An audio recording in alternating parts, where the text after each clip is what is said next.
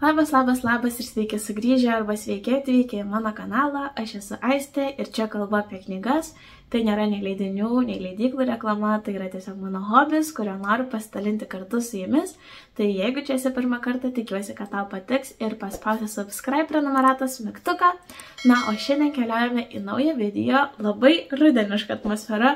Pažiūrėkit, į kokį puodelį pasidariau arbatos, mano molygėlis. Tai ir jūs pasidarykit arbatos ar kavos, ar bet kokį kitą gėrimą, kokį norit gerti.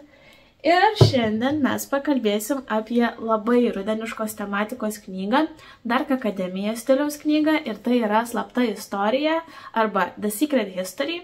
Aš skaičiau anglų kalbą, bet taip pat yra išversta ir į lietuvių kalbą ši knyga, 2 netgi leidimai, tai jeigu dar neskaitėt, galit rinktis tiek originalo kalba, tiek lietuvių kalba. Aš labai norėjau turėti savo lentynai būtent šį leidimą, nes man labai patiko viršelis ir norėjau skaityti originalo kalbą. Tai mano leidimas yra tas šiek tiek mažesnis, tas angliškas leidimas, ir yra 628 puslapiai ir labai smulkiai tekstas parašytas. Tai nežinau, kokio dydžio yra lietuviški leidimai, bet knyga tikrai yra nemaža. Ir jūs čia žiūrit į mano naują, pačią mėgstamiausią knygą, kuri dabar yra mano numeris 1 iš visų skaitytų knygų, nes ilgą laiką pirmoje vietoje buvo Mažas gyvenimas, porą gal net metų, gal jau netgi 3. Ir aš galvojau, kad tikrai jau niekas negali perkopti Mažo gyvenimo, tikrai niekas nepaliks didesnio įspūdžio ir nepasiims jokios kitos knygos taip į save, kad nešiočiausi kiekvieną dieną ją kartu. Bet Slapta istorija man parodė, kad net ir po kelių metų gali atrasti knygą, kuri vėl iš naujo pataps tavo numeris 1, tai negaliu vis dar pamiršti apie šią istoriją, vis galvoju apie veikėjus, vis galvoju apie turinį ir manau, kad taip pat dalelę šios knygos nešiosiuosi su savimi. Tai iš manęs jau rekomendacijos iš karto, dar net nepradėjus kalbėti apie knygą. Ir iš tikrųjų, prieš dar pereinant į jau apžvalgą Slaptos istorijos, noriu paprašyti jūsų, jeigu jūs esat skaitę Slaptą istoriją, domitės Dark Academia ar skaito Dark Academia knygas, prašau komentaruose man palikite rekomendacijų kitų Dark Academia knygų, gali būti ir tik angliškos, be lietuviško vertimo, arba knygų, kurios būtų panašios į The Secret History, nes aš tikrai įsimylėjau Dark Academia žanrą ir tikrai nežinau, ar galima tai žanrų pavadinti, tematika, subžanrą. Tikrai manis labai patinka ir aš norėčiau paskaityti jo daugiau. Tai viena iš jūsų rekomendacijų Instagrame man taip pat keletą parekomendavot, jau net įsigijau pati. Tai yra Papasakok man viską, Juodi kraštai, pirma mano tokia knyga. Čia iš tikrųjų balto yra leidyklos knyga, jie dažnai leidžia tokio formato knygas ir čia yra mano pirmoji. Tai va, nieko nežinau apie šią knygą, todėl labai man reikia jūsų rekomendacijų, nes galbūt jūs esat skaitę ar žinot kažką ir galit man parekomenduoti. Tai šitą knygą taip pat skaitysiu kažkada ir pasidalinsiu savo įspūdžiais. Na, bet šiandien tai visos liaupsės ir visi geri žodžiai ir visas video yra dedikuotas Slaptai istorijai.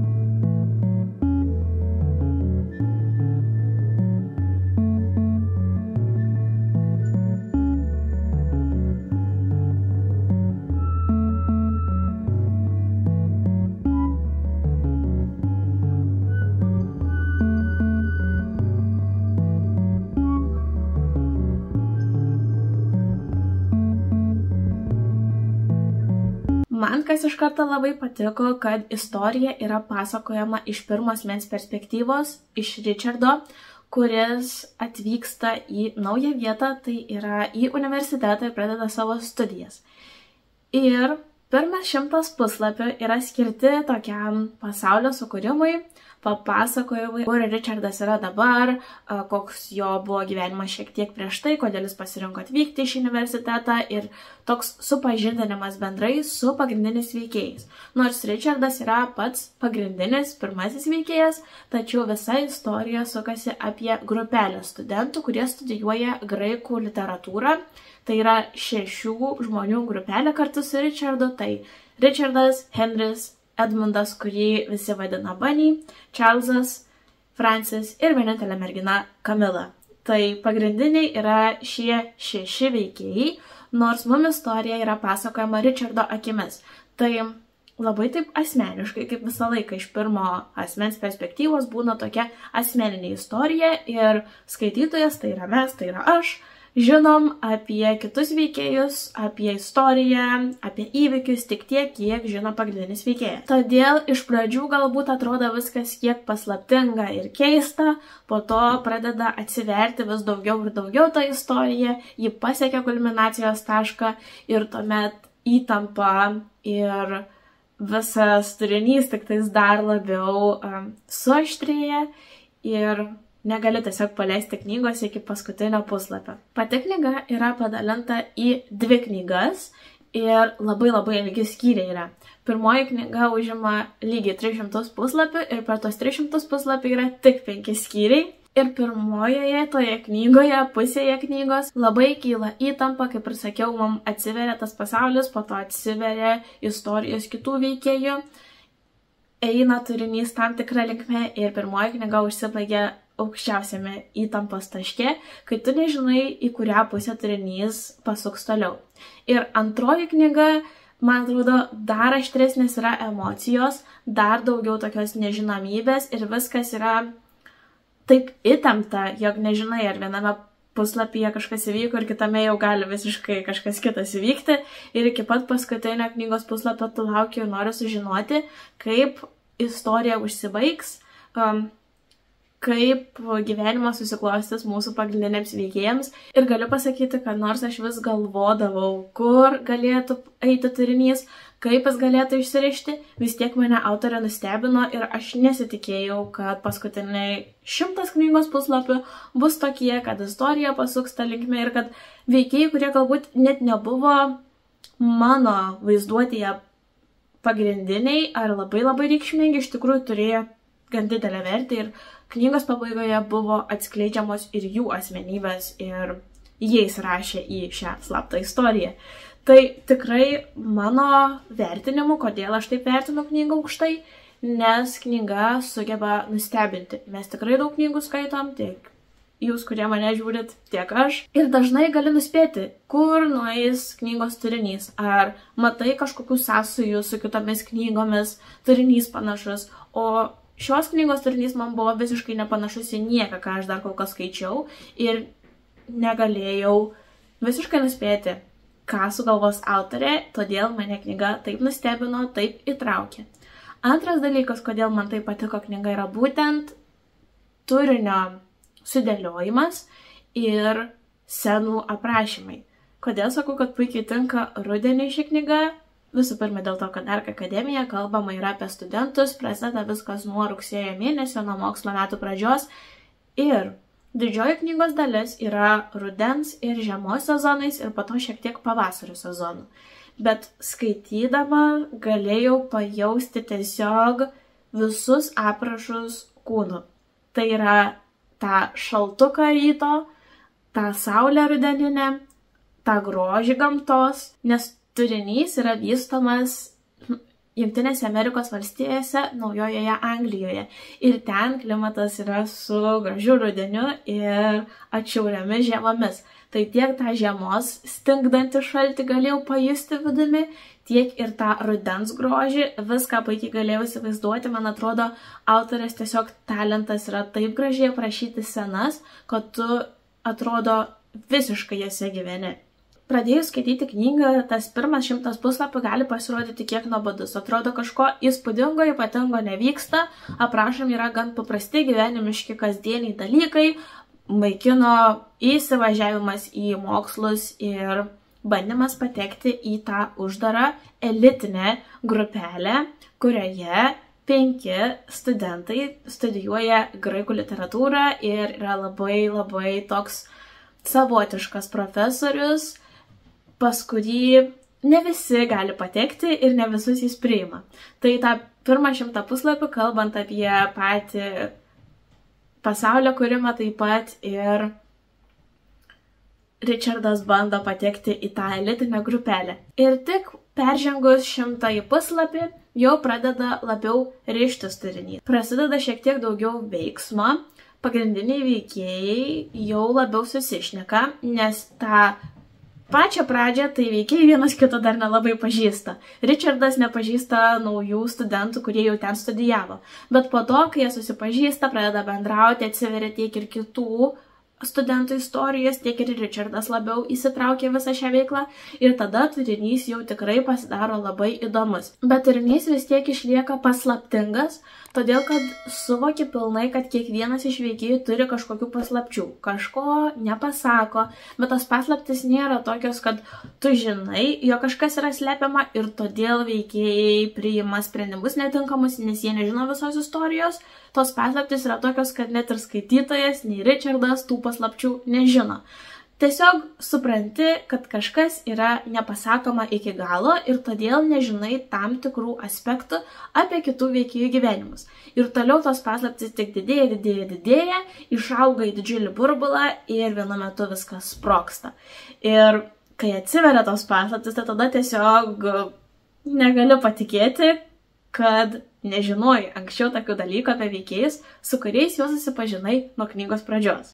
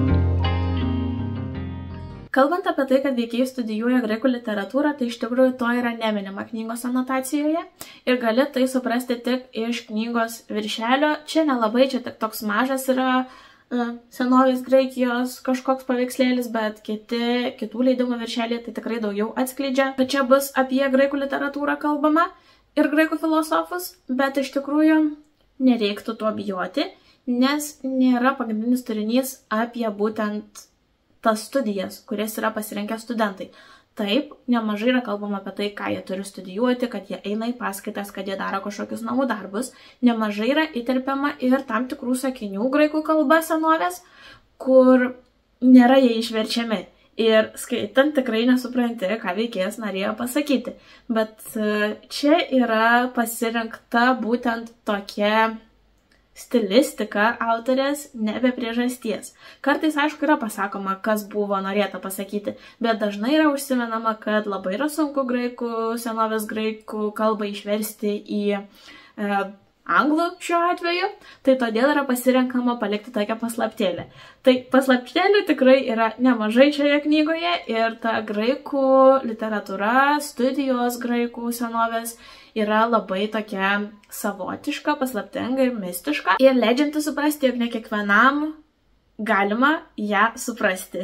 Ir ją gaubia toks paslapties šydas ir pagrindiniai veikėjai tiesiog yra apžavėti to senovės graikų filosofų kalbos kūrinių. Ir pagrindiniai veikėjai studijuoja senovės graikų literatūrą ne todėl, kad jiems jos reikėtų dėl ateities darbo perspektyvų, bet tiesiog nes dievina senovės graikų literatūrą ir nori ją labiau suprasti.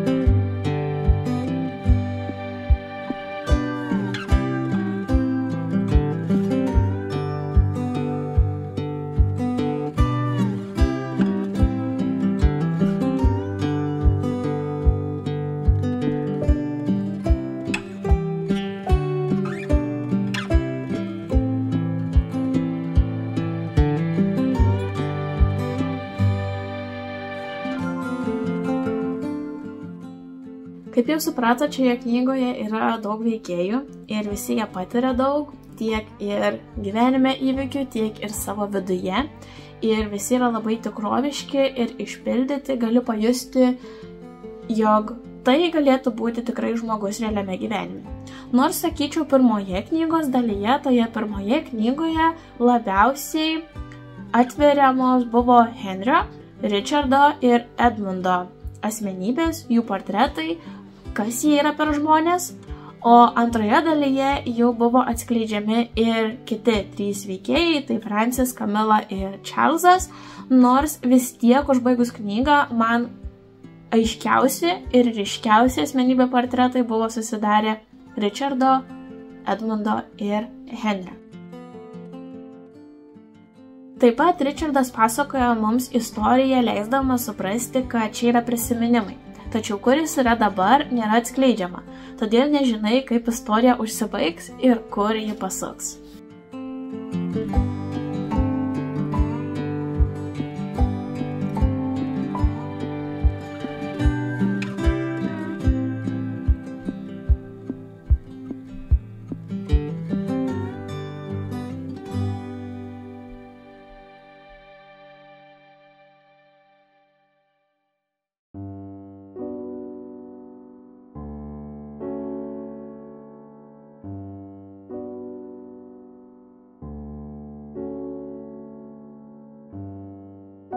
Kadangi ši knyga yra Dark Akademijos stiliaus ir knygos aprašyme taip pat kalbama apie elitinę grupę, knygos pradžioje pirmą 100 puslapių ir atrodo, jog bus kalbama apie turtingų šeimų vaikus, leidžiančius pinigus į kairę į dešinę, bet greitai supranti, kad taip iš tikrųjų nėra ir pinigai nėra pagrindinis turinio aspektas. Labai yra įdomiai išpildyta ši tematika, tai aš neatskleisiu, kaip iš tikrųjų yra knygoje. Tiesiog nesusidarykite įspūdžio, kad bus kalbama tik apie turtuolių vaikus.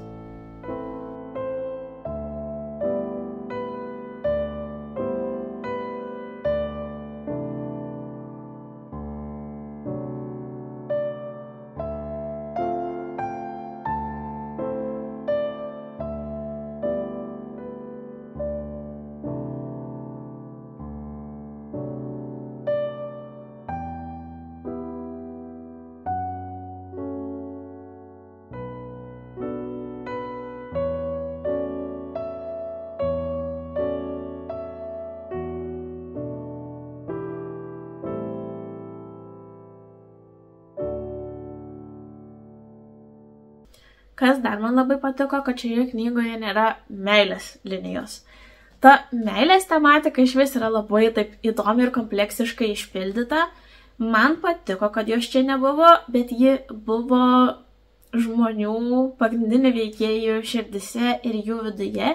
Ir ne visada reikia pasakyti, aiškiai parašyti, kad myli kažkokį žmogų, ar jauti jam kažkokius jausmus, kad suprastum, jog žmogus jaučia tam tikrus jausmus. Yra kažkokie poelgiai, pamąstymai, mintis, žvilgsnis ir to tikrai užtenka. Ir man patiko, kad nebuvo veltasi daugiau šioje knygoje į meilės tematiką, ji buvo tokia užslepta, iš šono žiūrima, kažkokios svajonės, kuriams galbūt nelemta išsipildyti. Nes šioje knygoje ir tai buvo daug buvo veiksmo, daug tematikų buvo išpildyta. Tai manau, kad jei dar būtų meilės įdėta tematika, būtų jau visko tikrai per daug. Bet dabar, man atrodo, visko buvo subtiliai užtektinai. Kiekviena tematika buvo išpildyta tiek, kiek reikėjo, atskleista tiek, kiek turėjo būti atskleista ir tikrai per daug neištempta nei viena tematika. Nors ši knyga yra tikrai nemažos apimties, bet netrodė man neištempta. Tikrai dažnai, jeigu knyga yra virš 500 puslapį, atrodo, galėjo būti sutrumpintos tam tikros scenos ir knyga galėjo būti trumpesnė, bet aš tikrai nenorėjau, kad ši knyga būtų trumpesnė ir galėjo būti ir dar ilgesnė.